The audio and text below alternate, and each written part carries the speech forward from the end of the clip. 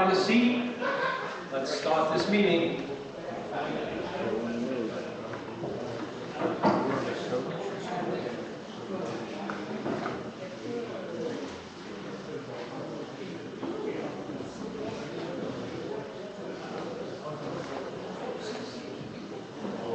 Find a seat and quiet down.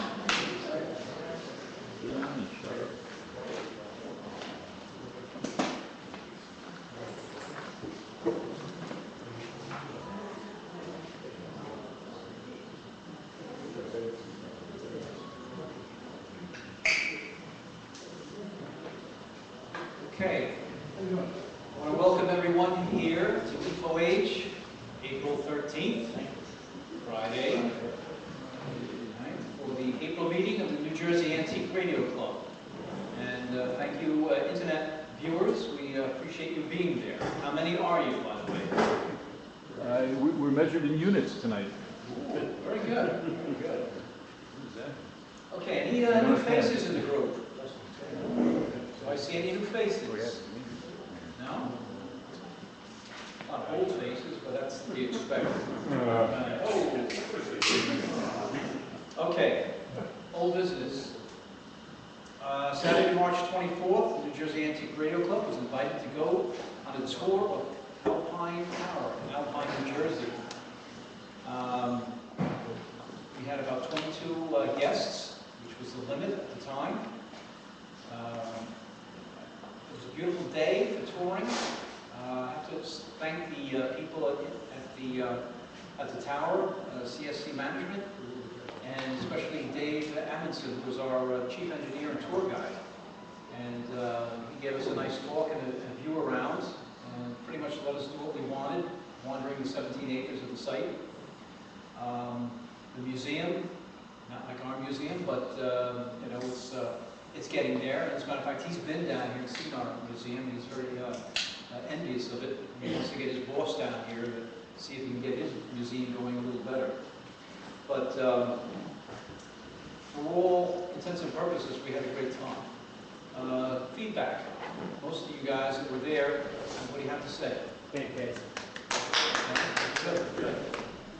That's my peanut ground. Yeah. Anybody else? How much you pay? Not enough. To tell you the truth, on the way out the door, I was there with Steve Henfield and my buddy Dave Terwilliger, and Dave Edmondson happened to mention, he said, you know, you guys are so great, and we appreciate you, and we've been to your museum, we appreciate what you guys do. Maybe we could do it again. So I said, well, thank you very much. I do appreciate the invite. So for you fellas that didn't make it, maybe in the future we'll pay another visit. I mean, the history that's there is incredible, as it is here too. So, we all had a great time. Any other old business? Our editor-in-chief is not here. He did make the Charlotte open. Phil, do you want to say a few words about Charlotte? That happened to be the same weekend as we had our tour at Armstrong Tower.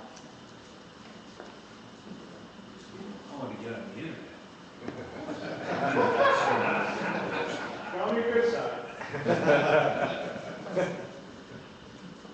Yeah, Charlotte, North Carolina, AWA puts on a show down in the Carolinas every spring, and this is the third time that I've gone. It's quite a trip from here, but from South Carolina, where our new place, it's only 4 hours, so I headed up there. It's a 3-day show, and what was really great about it this time is that they had it together with a cryptography international group. So they had a lot of interesting talks about cryptography, and that was very well attended. So there were a lot of people there, and they have quite a nice flea market, and one of the interesting things they do is a Le Mans start, which means at 8 o'clock in the morning, you're not allowed to have anything on your tables yet. At 8 o'clock, they sound a horn, and everybody runs in, and they start stuff up on the pavement. So you have the best chance of getting to the good stuff as well as anybody else. So there's no flashlights needed, and so what's that? So on with that stuff or what? Did you do all right? I'm sorry. Did you run as fast as everybody else? Yeah, well, you know what's funny though is you have to pick a lane to run down. You pick the wrong one, well, but sooner or later, once you get all the way through, you usually come across some interesting stuff. Another nice thing they have there is an auction, which every time I've been there, the auction has been quite large and lasted 4 or 5 hours, and there's some quality stuff there that goes for pretty reasonable prices. I volunteer to be a schlepper, or what do they call them, walkers, or bring the stuff up kind of guy, and so I landed up going home with a Art Deco Philco 3862, which it's in mint condition outside. It needs electrical work, but beautiful condition for $45. That's an idea, just an idea that there were some good prices there. Not much in the way of phonographs, but that doesn't bother you guys, does it? So I recommend it. It's a nice 3-day affair, and they have the fancy dinner there. It's kind of a miniature Rochester, what I would call it. So if you want to give it a try next year, maybe I'll see you there. Is it always this time of year? Yeah, the 3 times I've gone over 5 years, it's been in March, usually like the 3rd week of March, starting on Thursday through Saturday. It's the same weekend every year. Okay. And this is probably the best weather they ever had. Well, the weather's been good every time I've gone there. So, but yeah, it was exceptional. And how long would it take to get from here? From here, it's more like 10, 11 hours, so it's a long trip. 12 hours if you're over 65 and have to stop all day. Yeah. So I try to do it when I'm down in South Carolina. It's easier for me anyway. And Marv had gone, Steve Rose. Steve Rose too. And they enjoyed themselves. So come on out next year. Thanks, Bill. And you can read about it. Marvin did do a little report in the broadcaster too. Okay. Maybe more on a personal note, I had talked to different people, and we talked about re-upping our clothing line, New Jersey Antique Radio clothing line. And it turns out that when I went to my original supplier, which happened to be in Ossining, New York, a lady who had been doing our shirts and hats and things of that sort, it turns out that she's no longer in business. So I had to go scramble and find someone else, because it was embroidery, and she did a very nice job, as you can see with the hats that we have. So anyway, I've contracted with a company in Kearney, New Jersey, and it'll be more local, and hopefully by next meeting I'll have some t-shirts for us, because I think we're wearing out our t-shirts, thread thin by now. So we'll have those for you. About some of those new sweatshirts? Yeah, but it's by the time we get them, it's going to be May, so I think I'll be getting that in for the summer order to get us in the fall. Okay. Okay. $50 more jackets too. Yes, they do a whole line, and unfortunately, I'm contracting with them when they're doing Little League, so guess who takes precedence? All right. Okay. So any other old business? All right. All right, so let's go to new business. Hey, what's next week? Swamp meet. Swamp meet, our very own swamp meet, our annual spring swamp meet, PAL building, Parsippany, New Jersey, okay? You gotta get me your reservations in, guys. I really don't like the last minute stuff, please. I mean, I can expect it from other clubs and other people, but our own guys, please, get it in, all right? I am available, let me know. I'm right here, let me know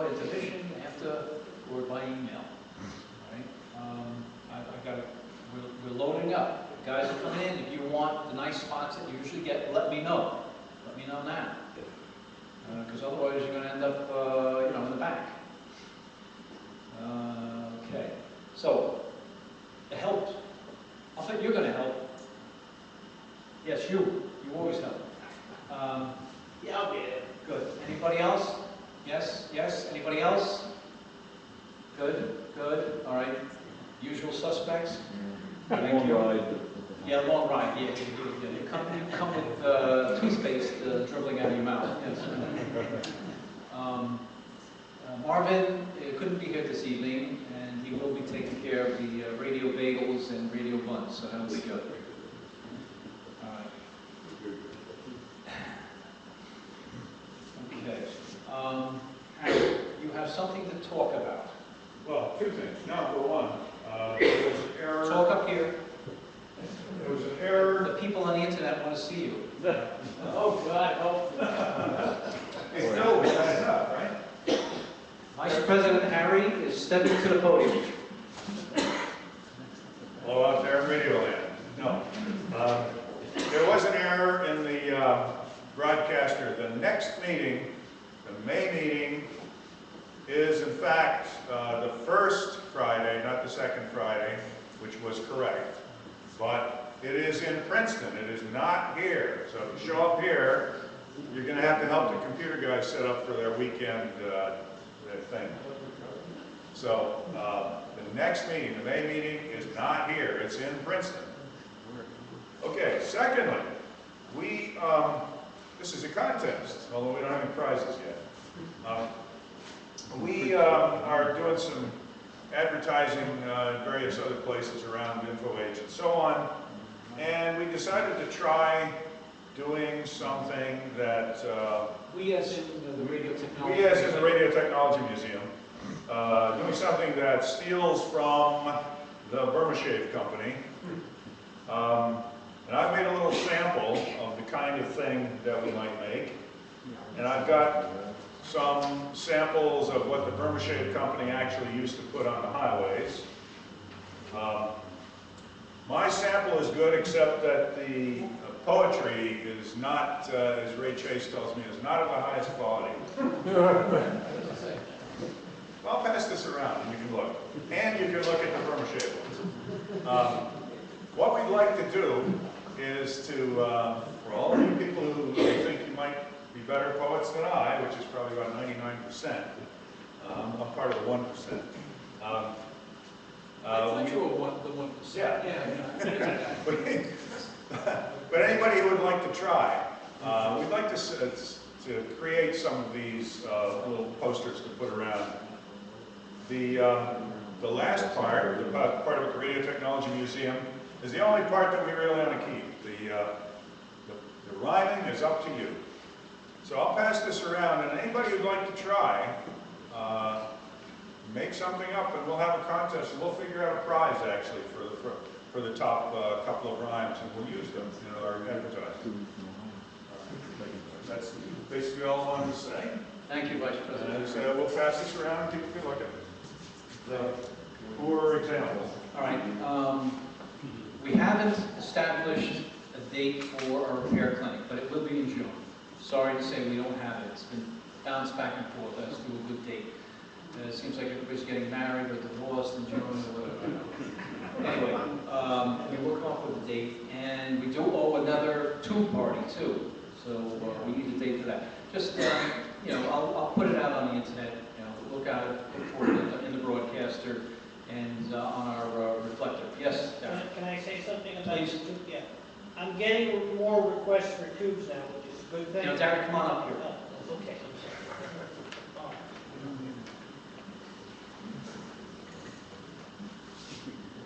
sorry. Just really quick, we're getting more requests for tubes now. That's a good thing. And I'm going to try to fill those requests as best as I can. The only thing I'm going to ask is, please understand that until we have more tube parties, we're limited to the types of tubes that we have available. Because I'm getting some requests for other than the real common stuff. And I know we have them, but they're not available yet. So just be a little patient with us until we have more tube parties. And then we can start to provide those tubes as well.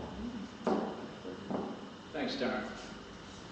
Okay, look, we're going to move this along. Our guest speaker this evening, unfortunately, has to be leaving in a timely way because of a funeral he has to attend tomorrow morning.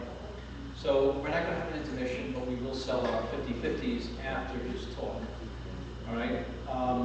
So without any further ado, we'd like to introduce our very own John Dilks. And John, is it Dilks III? I'm the third.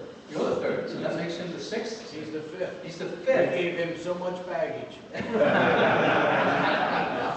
got a lot to live there. All right, John's going to tell us about the importance of radio, what it played in the disaster which happened to occur yesterday, 100 years ago. If you know your history, what happened 100 years ago? Yes, the Titanic sinking, okay? There's a million movies out there. Now there's one in 3D, I understand, okay? But we're going to get it in just 2 dimensions, and, well, John will be the 3rd dimension here. So I'm going to turn it over to John, and we really enjoy your costume. It's great. Well, I thought everybody dressed like this. Yeah. Hello, everybody. My name is John Dilks. I write the old radio column. I write the old radio column in QST magazine. I love the radio history, and I've been working on the Titanic for about a year, knowing the anniversary was coming up.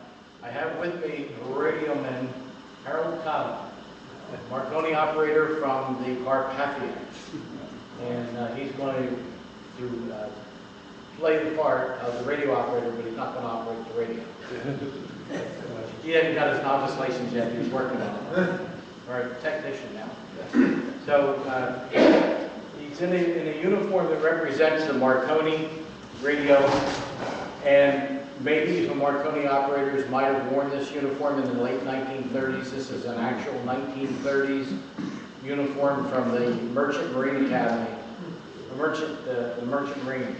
And we took the Merchant Marine logo off, and I picked this Marconi one up on eBay, and we made him into an official Marconi radio operator. Thank you.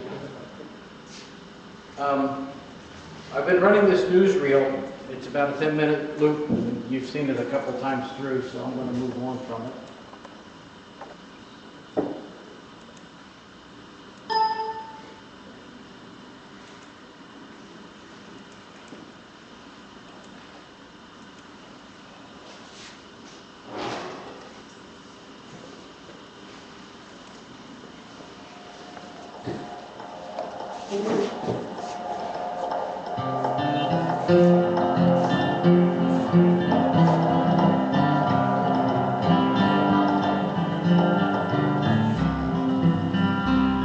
Oh, the night was clear and calm, they say, the sea a deathly black.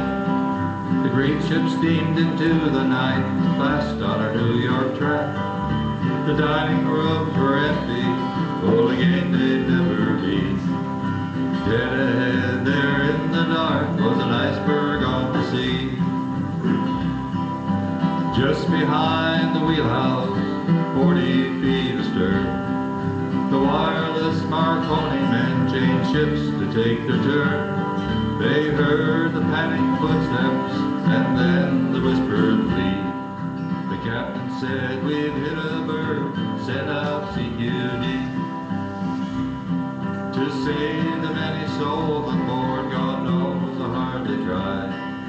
Young men in their 20s, Jack Phillips and Harold Wright, flashing on their Morse keys, come quickly, the signal said. Next morning, Bride was still alive, and Phillips, he was dead. Come quickly, danger was the plea, and the signal CQD set out far and wide by Jack Phillips and Harold Wright. And the ships that heard the call came quickly to save them all. Alas, too late for the signal on the sea.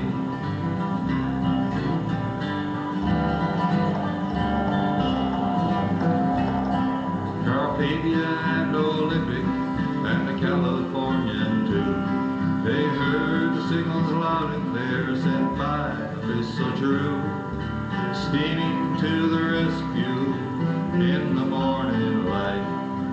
Save the souls on the sea who survived the cruel night. Cape Race Wireless Station, 400 miles away, on the shores of Newfoundland, still on the air today, listening on their headphones on the frequency. They heard the panic signals relay the desperate plea. Come quickly, danger was the plea, and the signal CQD sent out far and wide by Jack Phillips and Harold Bride. And the ships that heard the call came quickly to save them all. Alas, too late for the signal on the sea.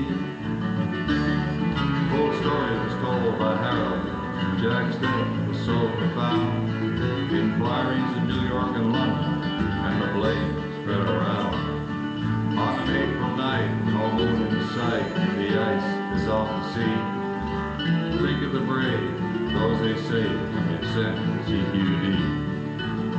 Come quickly, danger was the plea, and the signal CQD sent out far and wide by Jack Phillips and Harold Bride. And the ships that heard the call came quickly to save them all. But alas, too late for the signal on the sea. Alas, too late for the signal on the sea.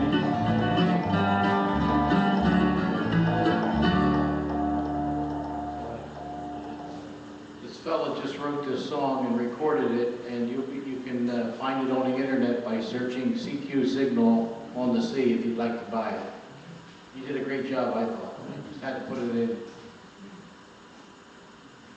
There's a Titanic, but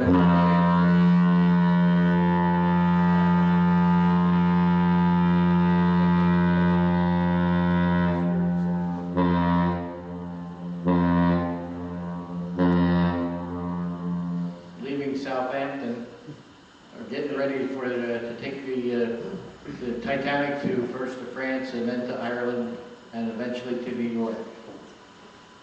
There she is underway. It's a wonderful work of art that the new artists that are working with the research on History Channel, I'm sorry I forget his name, but he's a great artist. He's done about 100 paintings. This is one of them. Beautiful. Now, if you were a passenger, like I am, on the Titanic, I wouldn't eat in third class, of course.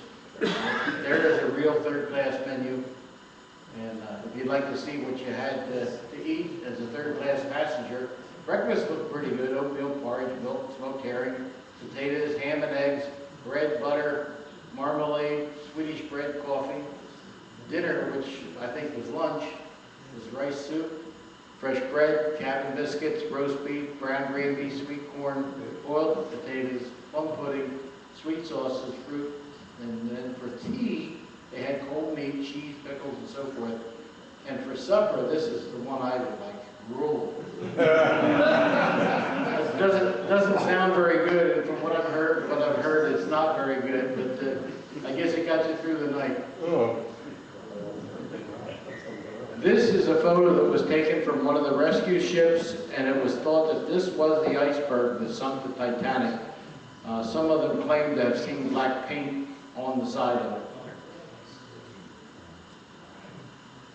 On the Titanic, when it hit the iceberg, these two radio operators jumped into action, and Jack Phillips, who was the senior operator on board, he was sending SOS CQD. Harold Bride, who had been resting, was ready to relieve him in another hour or so. And both of them were quite tired because earlier in the day, their wireless stopped working. And their orders were, the standing orders, if the wireless stops, you just leave it, and when you get to the next port, we'll have the Marconi repair crew come on and fix it. But they thought that they could fix it, and they did. They found a shorted secondary, which they unshorted, and got it working again. Little did they know at the time they repaired it how much they were going to need it.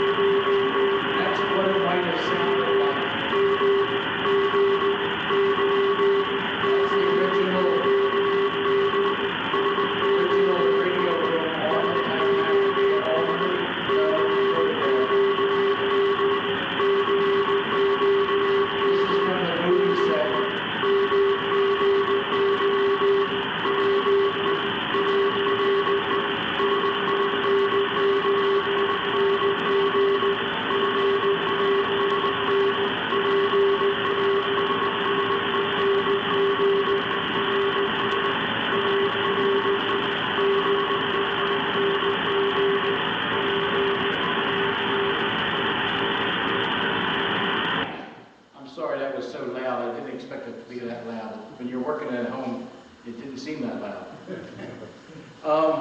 Here's a newspaper article that was written on the arrival in New York. My junior radio operator here, Harold Cottam, was allowed by Senior Marconi to be interviewed by the New York Times, only after Senior Marconi had spoken with him. And this was the story that he gave, and you can find this online. There's a picture of Harold Cottam. He's standing on a deck next to his radio room door on the Carpathia. You can see the name of Carpathia on the lifeboat behind him. And they're at some dock because there's dockage there behind them. And the photo credit is the Brown Brothers in Sterling, Pennsylvania. It was being run by a radio amateur. And he was kind enough to give me permission to use this great photograph. There's a photograph I found online of Harold Cottam in another ship prior to being on the Carpathia, but that's what it would have looked like if he was actually copying the CQD SOS. And up here you can see the Marconi mag receiver. There's the key. You would wind it up. It had a clockwork motor. The magnetic wire would go around and around, and that's how they received the messages. And this was some kind of a tuner that went with it. I've never had the opportunity to play with them. They're made out of unobtainium today.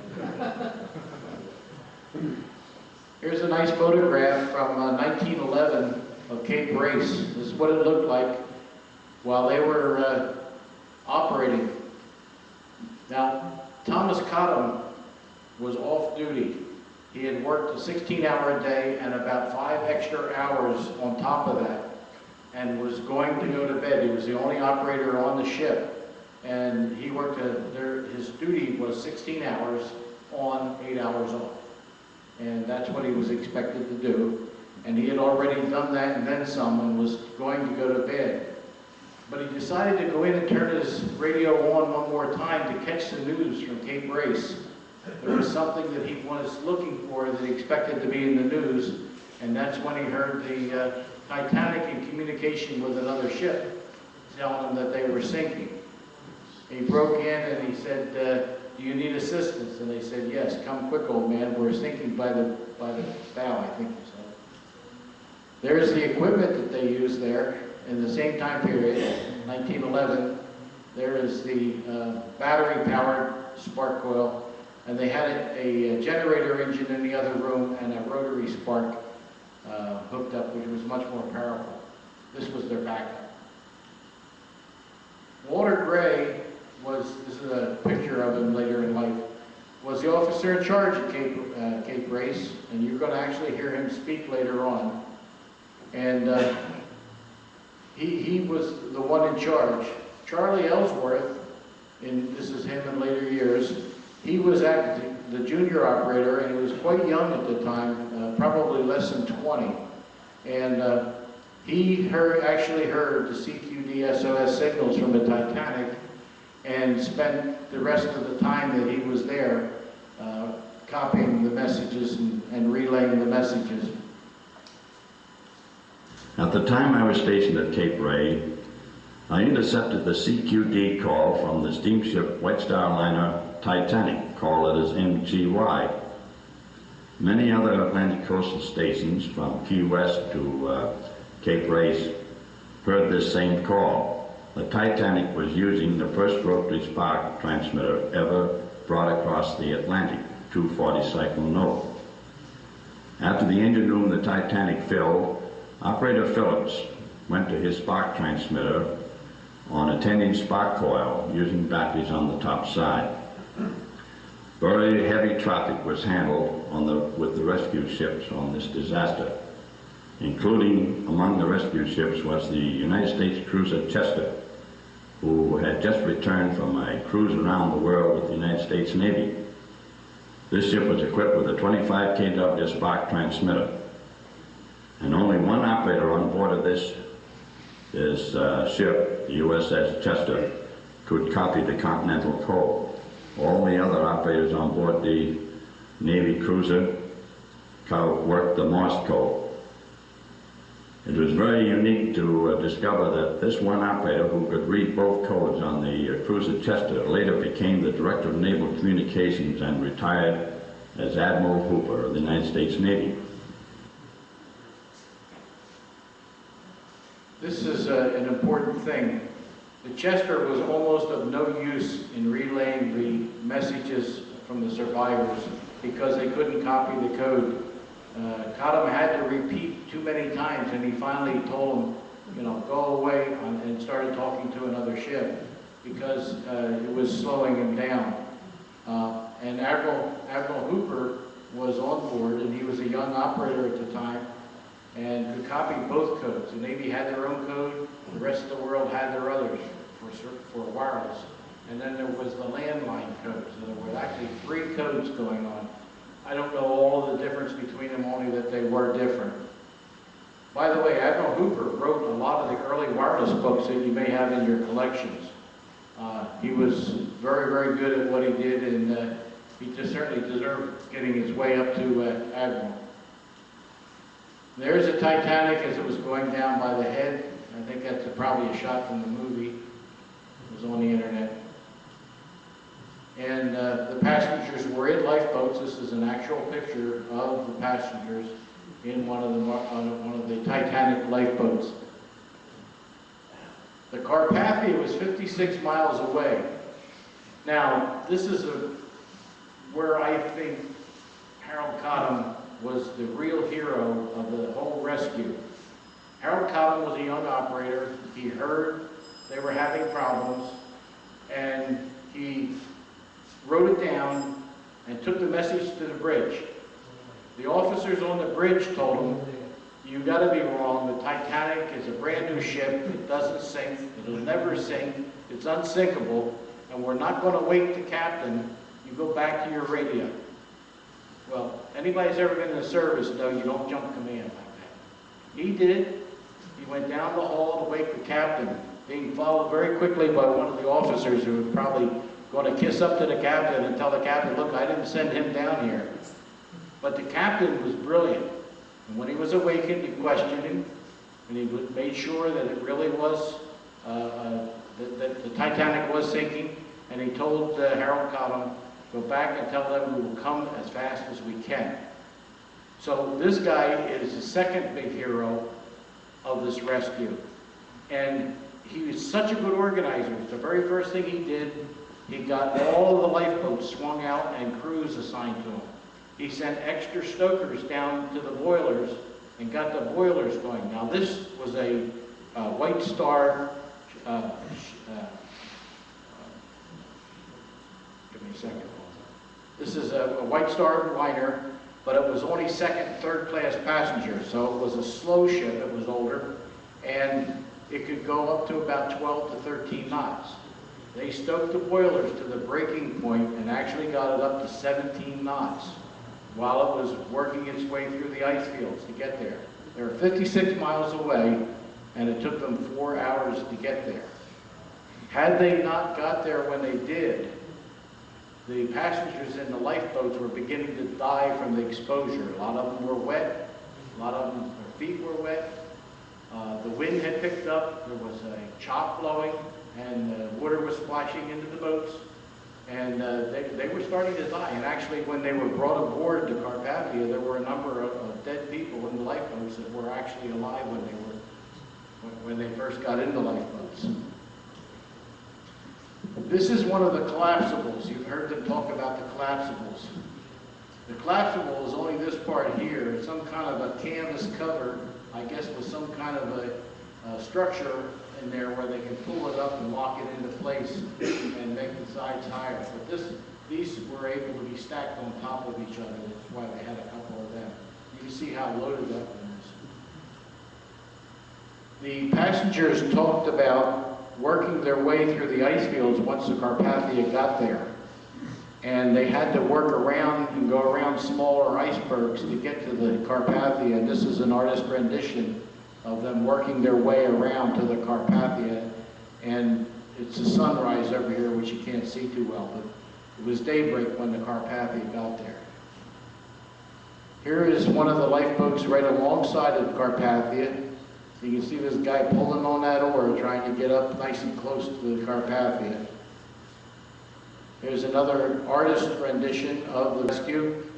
The Carpathia opened up doors in the side. I'm not sure what they're called, but they put down rope ladders, and they also put down those bosun chairs, because a lot of the passengers weren't strong enough to climb the ladders.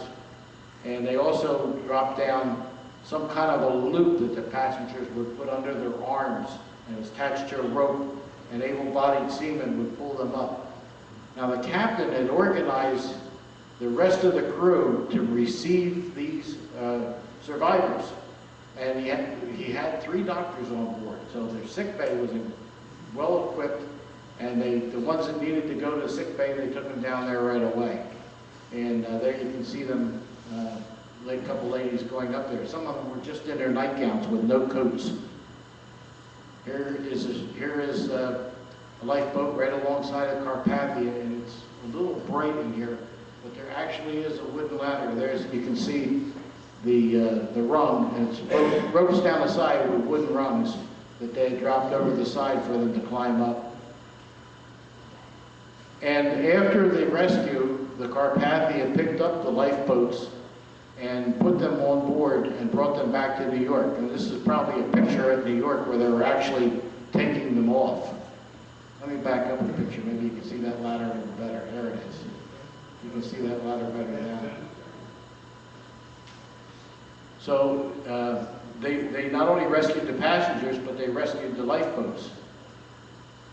Now here's a message that the captain sent, and I tried to read it from the screen the last time I gave this presentation, so I made another slide. And this is what's on this message. It's to the Associated Press in New York. Titanic struck iceberg, sunk around 3 a.m. And the coordinates: the Carpathia picked up many passengers and proceeding New York. Captain Rostrom. So he sent this to the Associated Press. Associated Press jumped on it and put out headlines, and they didn't really know what was going on, and they were writing stories, making them up as they go along. In fact, there was one story that the press put out that said that the Titanic, in fact, didn't sink, that the Titanic was rescued by the Carpathia and was being towed to Newfoundland. And the White Star Line refused to believe that the Titanic had actually sunk. When they heard that story, they just reinforced their belief, and that was one of the things that helped trigger the big investigation afterwards. Here's another message to New Jersey. To William Mansfield, Washington Street, Morristown, New Jersey.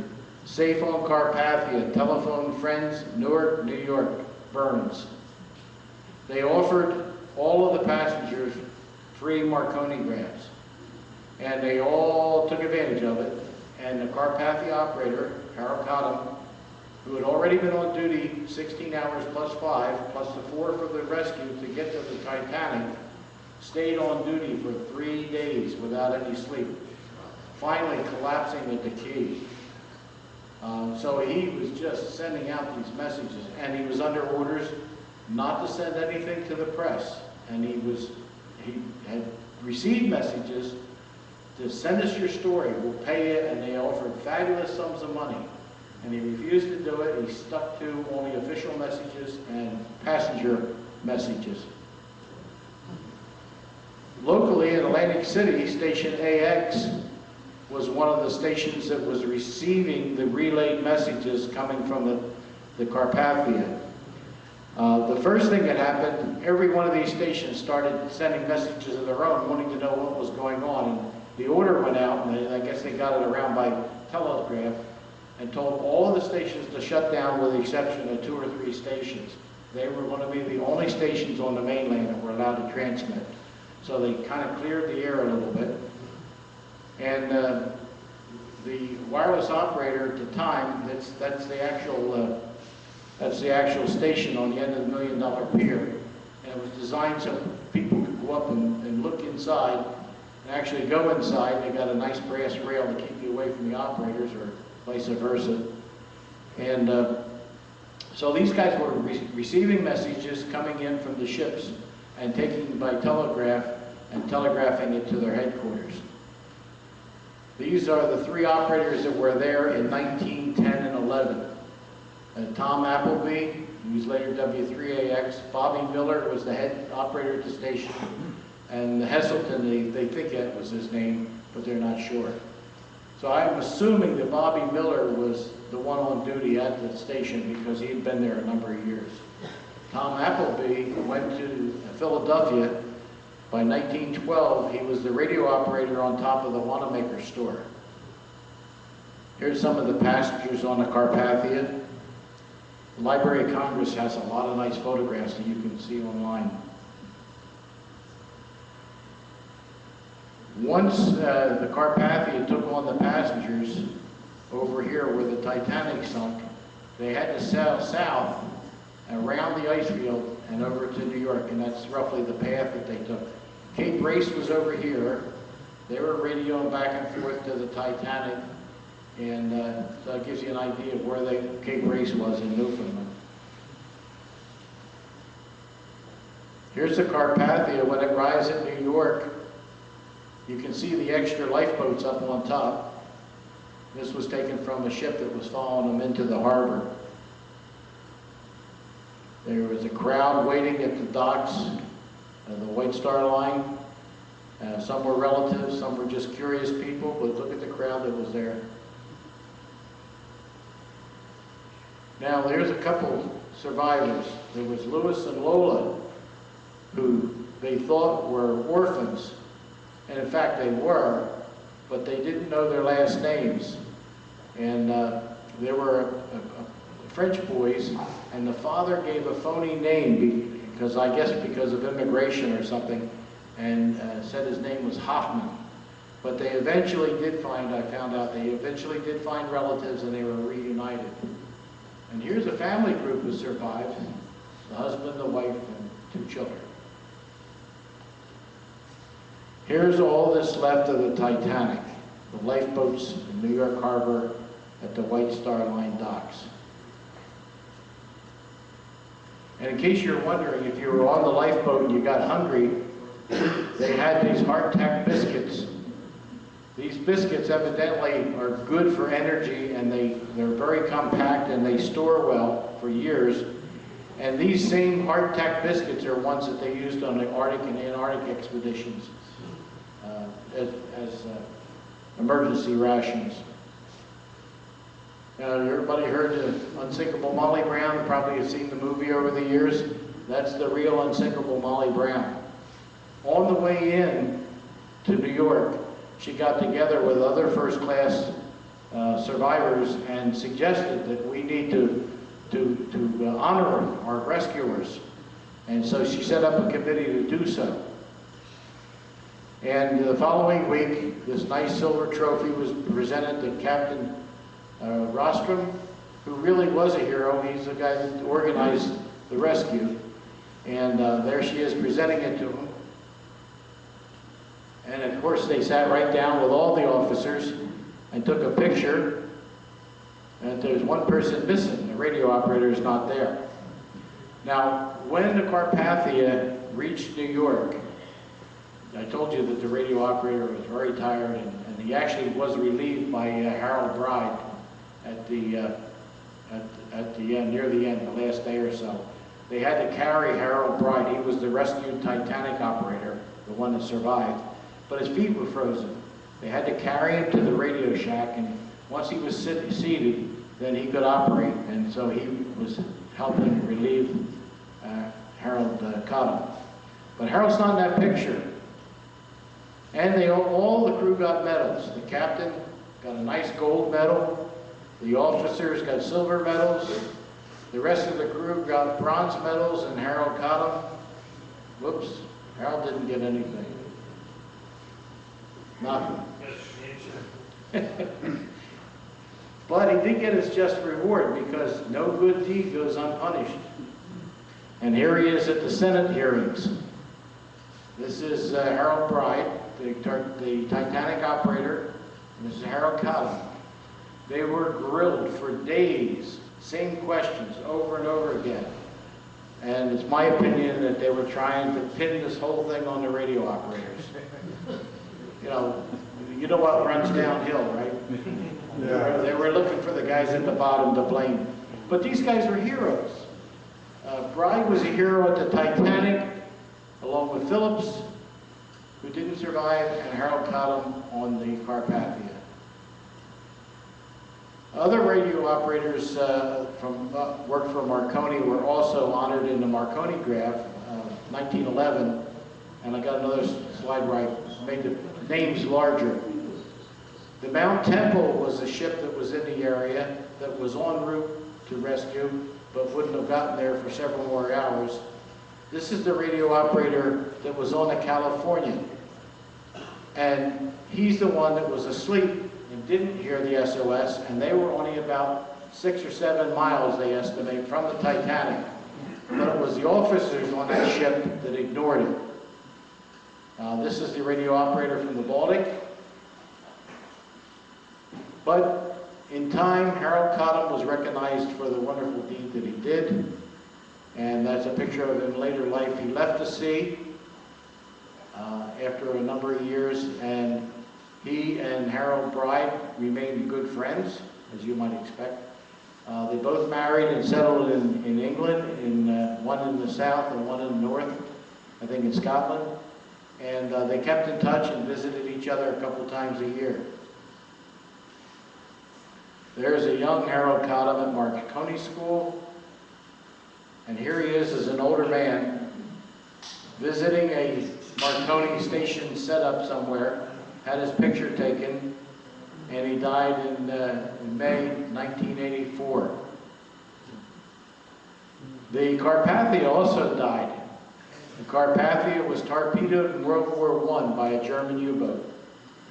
Author Clive Cussler, who writes so many good books, funded an expedition to find the Carpathia, and this is a side scan sonar of the remains on the bottom. It's about 400 miles southwest of England, and they actually sent a submersible down and were able to positively identify the ship, and I think future plans are going to go back there and see what's there. There she is in all her glory when she was a beautiful ship. That's the Carpathia.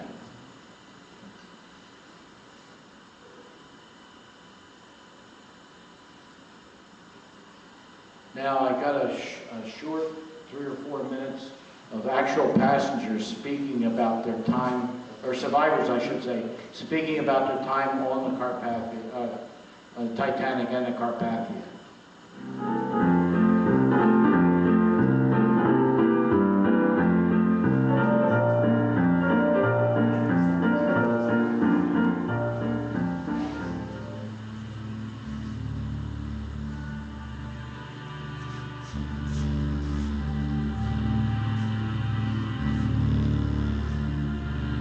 I got to the bridge, and the captain evidently arrived about the same moment, and I heard him say to me, what's the matter, what have you stuck? We're stuck in icebergs. They said, I'm going full speed astern, so on the port engine. He swung her head round towards port, and she was on the swing, and that's why she was torn underneath. She was penetrated in 6 compartments. It wasn't long before Boxall, the 4th officer, poked his head round my door and said, "You know we've struck an iceberg." "I know you've struck something," I told him, not thinking it anything serious and feeling none too pleased. Then he said, "The water's up to F deck in the mailroom." And a chap named Gordon, my 3rd operator, rushed in and said, "My God gracious, the Titanic has struck a berg." And I slipped on a coat over my white satin evening dress and went right out from my own stateroom, because my stateroom had a door leading to the promenade deck. And as I got out on the promenade deck, I saw a large gray, well, it looked to me like a building floating by. But that building kept bumping along the rail, and as it bumped, it sliced off bits of ice, and ice fell all over the deck. We just picked up the ice and started to play snowballs. We thought it was fun. When the boats were stripped and cleared, they were swung down and lowered to the level of the boat deck. Just a little while before they were ready to swing out, I happened to meet the captain, and I asked him, by cupping my hands over his ear and yelling at the top of my voice, "Shall I get the women and children away, sir?" He just nodded, so I started to fill the first boat. The sea was perfectly smooth when we left the ship. Every star in the heavens was visible, but there was no moon, so it was dark. For a long time we didn't move the boat. When we laid off on the starboard side, you could see by the arrangements of the lights, all the lights were burning, and you could see that she was going down. And then he started to say, now sinking slowly by the head. And even when he said that, there was never a turn around. And so, presently, about 1:30, Newfoundland time, silence.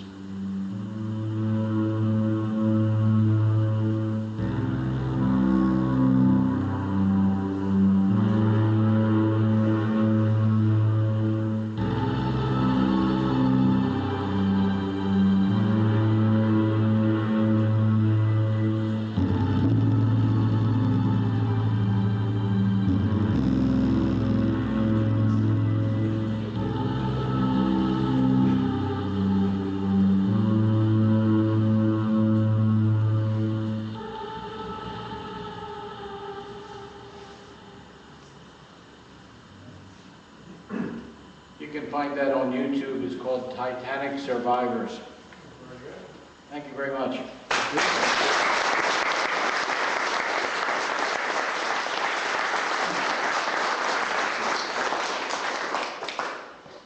I had a lot of fun putting this together, so if you have a couple quick questions, and then I have to hit the road. One back there, John. How many people lived and how many died? Oh, there was I couldn't pin down the number of survivors. I tried, but I kept coming up with different numbers, and I think I kind of figured it out. They rescued somewhere around 712 people, but then people were dead or dying once they got on the Carpathia. So the official number is somewhere around 705. And there was, what was it, 1,800 or so died. I don't have it fixed in my head, but that's, you know, if you look on the internet, you'll see lots of different numbers. Yes. What I never understood, CQD was the original distress call? It's a long story. CQD was the one that the Marconi organization used, and several other people. And the Germans came up with SOS. Well, the English didn't like the Germans, and they weren't going to use SOS.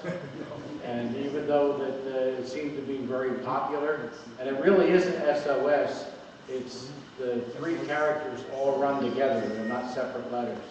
CQD is separate letters, but SOS is all one character. And they all thought that had a special rhythm, and it would be more noticeable than a CQD. So they wanted to switch over to it, and this kind of cemented it in. John, were they all the radios, all the different stations, they were all the same frequency because they were all StarCap? Or They were basically on the same frequency. There was some tuning with some circuitry and the length of the antennas, but I think that there was a lot of splashover.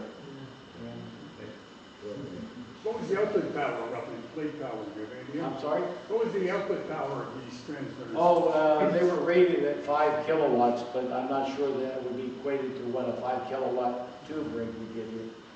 But I don't know how they actually figured the power. But, you know, they understood then more power was better and would go further.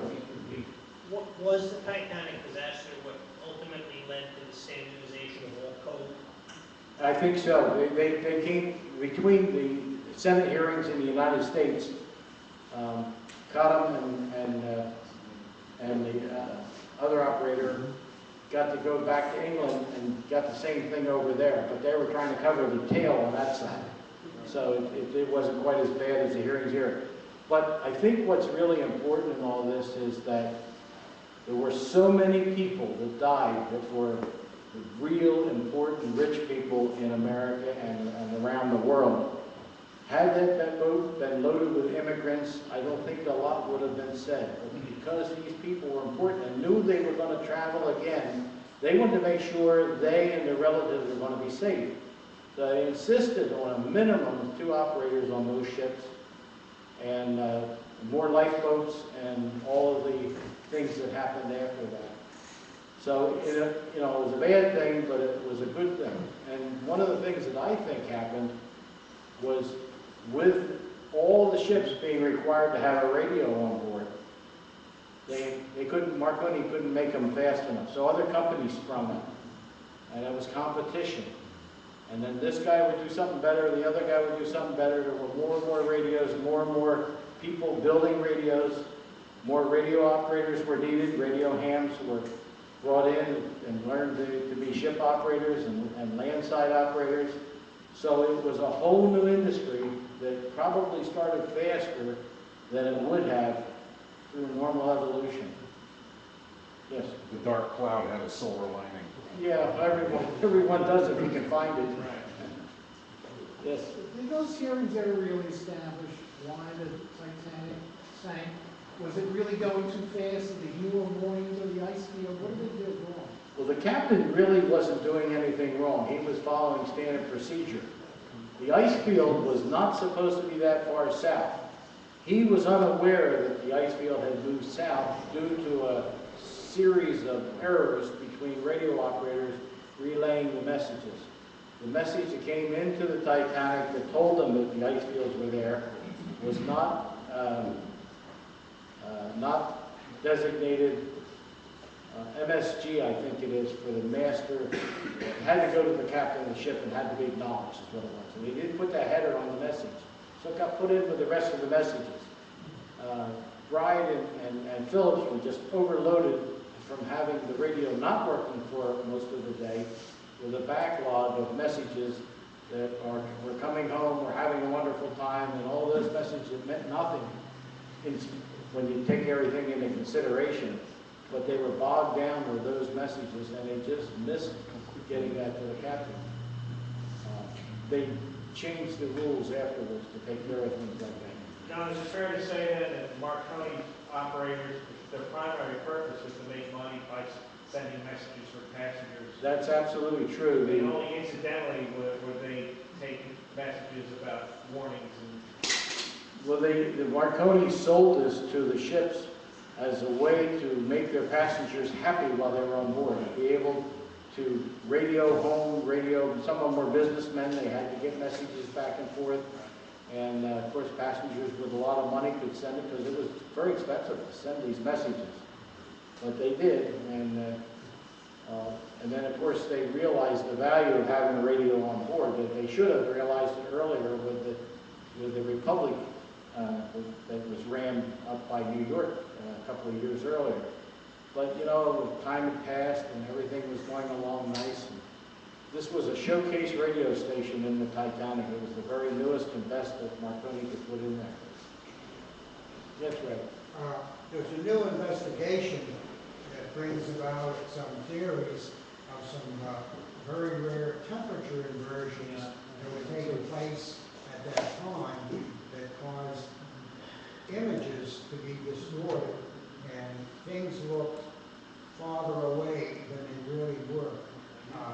Now, we have a small display in the hotel here. If you come by on Sunday afternoon, there's some information on that new theory that might explain some of the reasons why it ran into the iceberg. Incidentally, I was just reading some of the radio traffic, and one of the messages from the Titanic said, "We have been struck by an iceberg." Just bited or this punched his nose.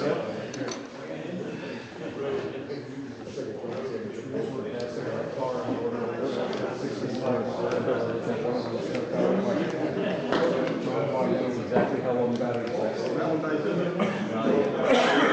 That one's only internal batteries.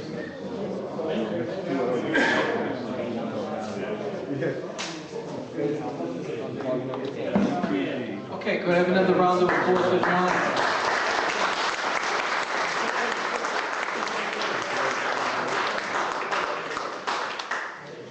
John, the graphics were incredible. I've never seen so much all in one spot. Really enjoyed it. Thanks for coming by. And you, John V, also. Thank you. Okay, we're going to have 50-50 drawing, all right? Somebody come and get me some help.